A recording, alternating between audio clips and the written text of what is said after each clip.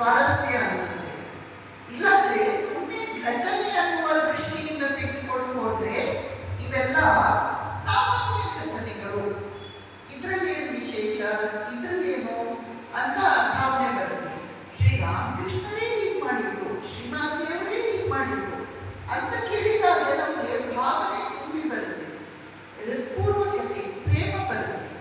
ಅದರಿಂದ stories of Vedanta monks ಎಲ್ಲ ಸಣ್ಣ ಸಣ್ಣ ಘಟನೆಗಳು, ಅವೆಲ್ಲ ನಮಗೆ ಇಷ್ಟ ಆಗಬೇಕಾದ್ರೆ ನಾವೇನು ಮಾಡಬೇಕು, ಸ್ವಲ್ಪ ಶ್ರೀರಾಮಕೃಷ್ಣರನ್ನು, ಶ್ರೀಮಾತೆಯವರನ್ನು, ಸ್ವಾಮೀಜಿಯವರನ್ನು ಪ್ರೀತಿಸಬೇಕು. ಪ್ರೀತಿಸಿದ್ರೆ ಮಾತ್ರ ನಮಗೆ ಅವುಗಳ ಸ್ವಾರಸ್ಯ, ಅವುಗಳು ಇಂಟ್ರೆಸ್ಟಿಂಗ್ ಅಂತ ಅನಿಸುತ್ತೆ. ಕಳೆದ ಬಾರಿ ನಾವು ಸ್ವಾಮಿ ಅಂಬಿಕಾನಂದರ ಸ್ಮೃತಿಗಳನ್ನು ನೋಡ್ತಾ ಇದ್ವಿ. ಅದೇ ಭಾಗವನ್ನು ನಾವು ಈಗ ಮುಂದುವರಿಸೋಣ.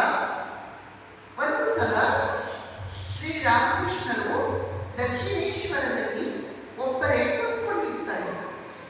ಅವರು ಸಮಾಧಿಸ್ಥರಾಗಿರ್ತಾರೆ. ಆ ಹೊತ್ತಿಗೆ ಸರಿಯಾಗಿ ಸ್ವಾಮಿ ಅಂಬಿಕಾನಂದರ ತಾಯಿ, ಅವರ ಹೆಸರೇನು ಏನಾಯ್ತು, ಅವರು ಶ್ರೀರಾಮಕೃಷ್ಣರಿಗೆ ಬಗ್ಗಿ ನಮಸ್ಕಾರ ಮಾಡುವಾಗ ಅವಳ ಕೈಯಲ್ಲಿದ್ದ ಬಳೆಗಳು ಶಬ್ದ ಬೆಳೆಯಿತು.